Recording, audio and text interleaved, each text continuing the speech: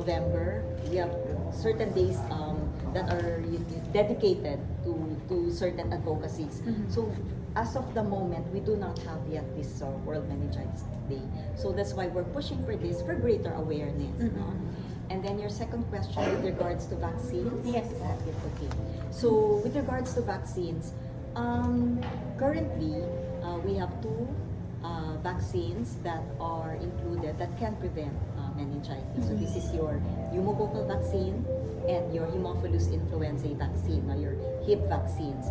So I think at the moment, I would focus maybe to expand the coverage for both of these vaccines first, maybe before introducing the meningococcal vaccine. Not to say that it is not important, but kasi baka it might deviate or the attention will go to introducing these new vaccines when we're just trying to really increase vaccine coverage and try to reduce the hesitancy and towards vaccination. So that's what we're trying to do. But there are vaccines in private practice. We offer it for those who are at risk. So we've mentioned those who are at risk. So those who have immunocompromising conditions. And certainly we do hope that in the future it will be included in the immunization program. Now, dun po sa PhilHealth, since may reallocation nga po ng budget, 60 billion, are we pushing for PhilHealth to increase yung Z-benefit package in meningitis po? Personally, I would push to increase it because as we saw, the meningitis is associated not only with increased hospitalization, but actually it's the aftercare. So it's the outpatient care expenses that are important because you have to rehabilitate these patients. Meningitis causes long-term complications such as hearing impairment, loss of vision, learning disabilities, epilepsy, seizures, and even if they lose their limbs or it's amputated, then it certainly needs to be reconstructed.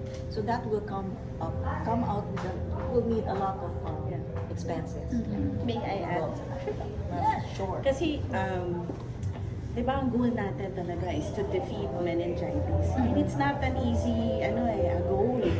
Because you're right, we need to do legislation and all these things para mas bigger scale ang tulong na mabibigay.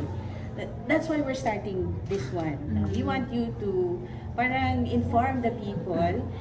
Ang pwede namin gawin for now is really push for that World Meningitis Day.